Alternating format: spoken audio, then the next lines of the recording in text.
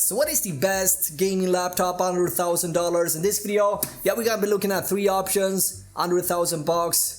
Let's get into it. Hey, what's up guys? How you doing? Today we're looking at 3 gaming laptops at $1,000. Now at $1,000 you're getting a lot of gaming performance. However, in order for the manufacturer to offer both top-notch looks and performance at an affordable level, some corners needs to be cut, and at this price point I've learned that is usually being the display, taking a bit of hit here where color levels is on the lower end and lacking adaptive synchronization. That said, fast refresh rate displays are still present, which is very nice. But basically this is what we expect at the $1,000 price point. Generally speaking, when it comes to CPU on mobile and gaming, 9 times out of 10 CPU is not going to be the bottlenecking factor. We're gonna talk about this in a second. When it comes to processor in a laptop for gaming, first and foremost you want to pick the Intel Core i7 8th generation, the 8750H or similar. Intel made some significant upgrades from the 7th generation to the 8th, where the Core i7 got 2 extra cores and the Core i5 got hyper-threading and effectively 8 threads. And so again, anything below Intel's 8th generation you want to avoid at all cost. Alright?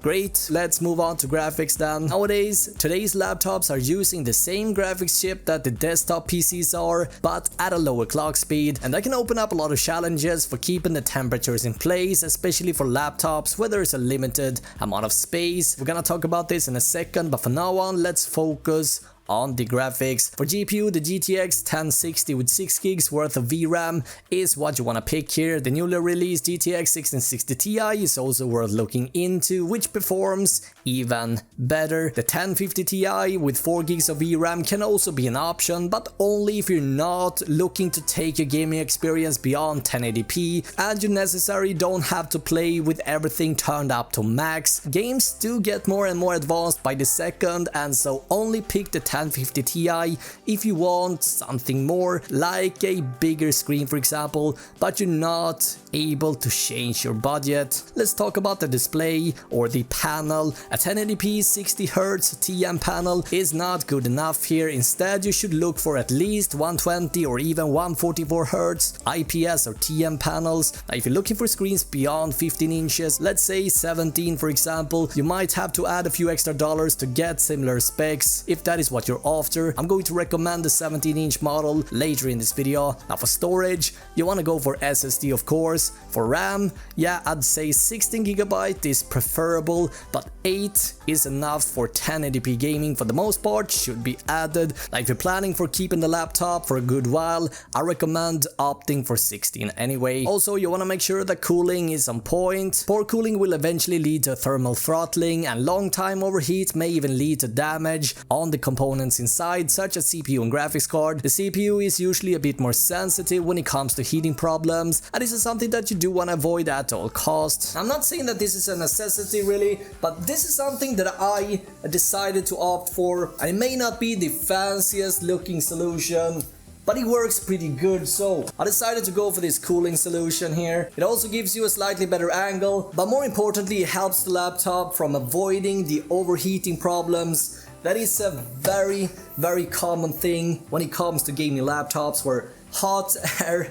needs to get out somewhere, and this can actually be a lifesaver. I've seen it countless of times guys, so definitely something to you maybe want to consider. Alright, so with all that being said, let's look at the first one. Let's look at my first recommendation. This is the Acer Predator Helios, the 2018 edition. So this one's got the 8th generation Core i7 8750H, the 6-core processor with clock speed up to 4.8 GHz. This is the processor that we talked about a few seconds ago. Again, the 8th gen got 2 extra cores over last gen thanks to its high clock speed and IPC. This CPU will do a phenomenal job in every game out there. Moving on to the graphics, we find the GeForce GTX 1060 with 6GB of VRAM, and this is what you want to aim for. Thanks to the consoles nowadays, games are utilizing more VRAM than what games used to do a few years ago, and so in terms of performance, this does a pretty good job in games. Keep in mind now we're looking at graphics cranked up all the way to ultra, the highest setting that that you can go in 1080p, and the 1060 still manages to score an average frame rate of 60 FPS for the most part at 1080p, with a few exceptions should be added. Now the cool thing about this monitor is that it supports 144Hz refresh rate, and so if you're willing to drop the levels of details a bit, you're going to see much higher numbers here. We're getting 300 nits brightness and 72% NTSC color coverage, which is not the best, but this is the price you have to pay, right? We're also getting up to 7 hours of battery life, backlit key lighting, and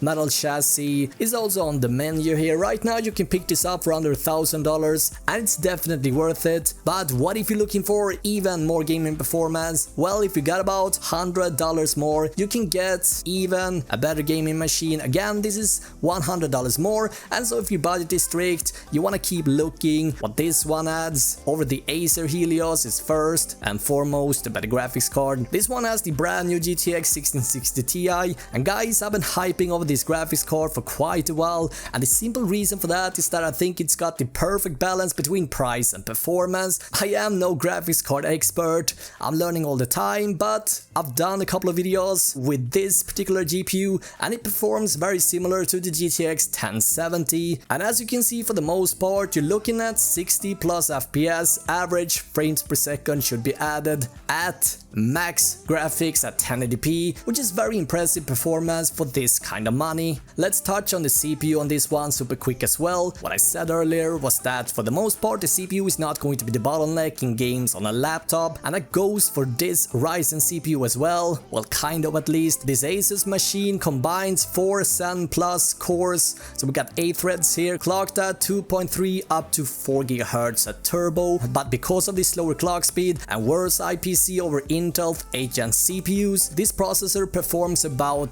15% worse than the Intel CPU processor in demanding CPU games, but for the most part it's fast enough to balance out the 1660 Ti. We got dark gray aluminum top cover and a sporting gold Asus logo. The chassis is mainly made of aluminum and metal material, which adds a bit of weight to it, but on the flip side it makes it more durable, so it's definitely something I don't mind a bit, but it's worth mentioning. The keyboard support Aura Sync in 16.8 million colors. We got a 15-inch IPS level Full HD display with 120Hz refresh rate and 45% NTSC color accuracy. Again, the lack of colors is the price you have to pay at this price range. Asus is also adding the nano edge bezels to this, so you have very tiny bezels here. For around $1,000 you can pick this up. It's a brilliant machine that will last you years to come. For more information, you have a look down below. Now lastly, if you're looking for something with a bit more screen space, I recommend this 17 inches. Now what makes this machine more interesting than the competition is first and foremost the price tag.